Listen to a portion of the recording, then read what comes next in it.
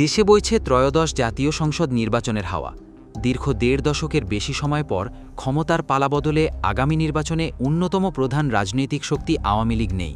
এতে তৈরি হয়েছে নতুন সমীকরণ। আর এই নতুন রাজনৈতিক বাস্তবতায় সবার চোখ এখন দেশের দক্ষিণ পশ্চিমাঞ্চলের জেলা সাতক্ষীরার দিকে। কারণ ভোটের রাজনীতিতে এই একটি জেলাকে বলা হয় জামায়াতে ইসলামীর ঘাঁটি। তাদের এই ঘাঁটিতে এবার হানা দিতে চায় দেশের বড় রাজনৈতিক দল বিএনপি।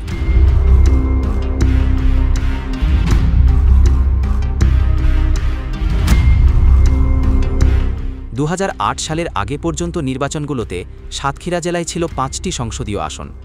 1991 সালের নির্বাচনে 5টির মধ্যে 4টিতেই জয় পায় জামায়াতে ইসলামী। ভোটপ্রাপ্তির দিক থেকেও 1991 ও 1996 সালে বিএনপির চেয়ে এগিয়ে ছিল জামায়াতে ইসলামী। 2001 সালে বিএনপির সাথে জোট গঠন হলে 5টি আসনের মধ্যে 3টিতেই জামায়াতে ইসলামীর প্রার্থী দেয়া হয়। সেবার 5টি আসনেই জয় পেয়েছিল বিএনপি জামায়াতের নেতৃত্বে 4 দলীয় জোট। 2008 সালের নির্বাচনের আগে সীমানা পুনর্বিন্যাসে সাতক্ষীরা জেলায় একটি আসন কমে যায়। সেই নির্বাচনেও 4 দলীয় জোট থেকে 4টি আসনের মধ্যে 3টিতেই জামায়াতের প্রার্থী দেয়া হয়।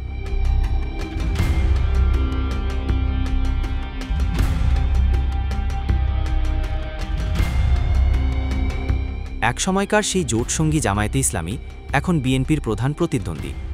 আগামী সংসদ নির্বাচনকে সামনে রেখে সাংগঠনিক কার্যক্রম আগের চেয়ে অনেক বেশি জোরদার করেছে জামায়াতে ইসলামী। এরই মধ্যে 4টি আসনেই তারা প্রার্থীর নাম ঘোষণা করেছে। এই দুর্গ রক্ষা করতে তারা যে মরিয়া তা তাদের নির্বাচনী প্রস্তুতিতেই স্পষ্ট। অন্যদিকে প্রতিটি আসনে বিএনপির মনোনয়ন পেতে চেষ্টা করছেন একাধিক নেতা। দেখা যাক আসন ভিত্তিক কেমন হতে পারে বিএনপি জামায়াতের লড়াই।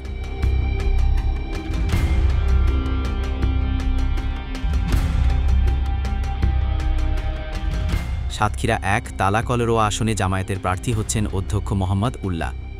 এই আসনে বিএনপির শক্তিশালী মনোনয়ন প্রার্থী 2001 সালের সংসদ সদস্য ও দলের কেন্দ্রীয় প্রকাশনা সম্পাদক হাবিবুল ইসলাম হাবিব। এছাড়াও মনোনয়ন প্রত্যাশী জেলা বিএনপির যুগ্ম আহ্বায়ক আক্তারুল ইসলাম ও সাংবাদিক সাইদুর রহমান। এই আসনে 1991 সালে 39.5% ভোট পেয়ে জয়ী হয়েছিলেন জামায়াতে ইসলামীর আনসার আলী। 19% সামান্য বেশি ভোট পেয়ে বিএনপির অবস্থান ছিল তৃতীয়। 1996 সালে এখানে আওয়ামী লীগ জয়লাভ করে। 23% কিছু বেশি ভোট পেয়ে দ্বিতীয় হয় জামায়াতে ইসলামী। প্রায় সমান ভোট পেয়ে জাতীয় পার্টি ছিল তৃতীয় স্থানে, আর 18% ভোট নিয়ে বিএনপি ছিল চতুর্থ।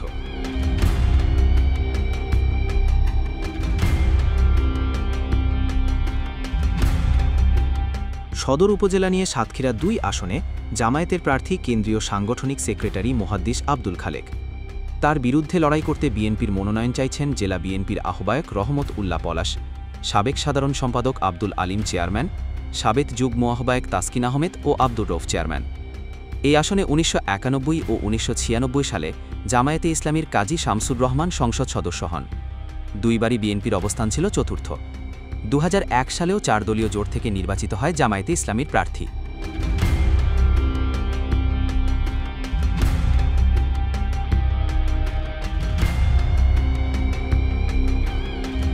আশাশুনি দেভাটা ও কালীগঞ্জের আংশিক এলাকা নিয়ে সাতক্ষীরা 3 আসনে জামায়াতের প্রার্থী হয়েছেন মুহাদ্দিস রবিউল বাশার। বিএনপির মনোনয়ন লড়াইয়ে আছেন দলের কেন্দ্রীয় সদস্য ডাক্তার শহীদুল আলম, জেলা বিএনপির সাবেক সাধারণ সম্পাদক তরিকুল হাসান ও ইঞ্জিনিয়ার আয়ুব আলী। 1991 সালে এই আসনে জামায়াতে ইসলামী প্রার্থী জয়ী হন। সেবার বিএনপির অবস্থান ছিল পঞ্চম। 1996 সালে এখানে বিএনপি এক ধাপে গিয়ে চতুর্থ হয়। প্রাপ্ত ভোট ছিল 6.3%।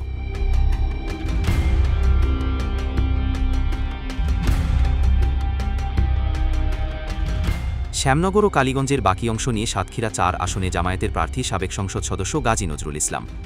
তার সাথে প্রতিদ্বন্দ্বিতা করতে বিএনপির মনোনয়ন চান সাবেক সংসদ সদস্য কাজী আলাউদ্দিন, জেলা বিএনপির সাবেক আহ্বায়ক ইফতেখার আলী ও যুগ্ম আহ্বায়ক মনিরুজ্জামান মনির। 1991 সালে প্রায় 32% ভোট নিয়ে জামায়াত ছিল দ্বিতীয়, আর 20.6% ভোট নিয়ে বিএনপির অবস্থান ছিল তৃতীয়। তবে 1996 সালে এগিয়ে যায় বিএনপি এবং প্রথম ও দ্বিতীয় স্থানে ছিল জাতীয় পার্টি ও আওয়ামী লীগ।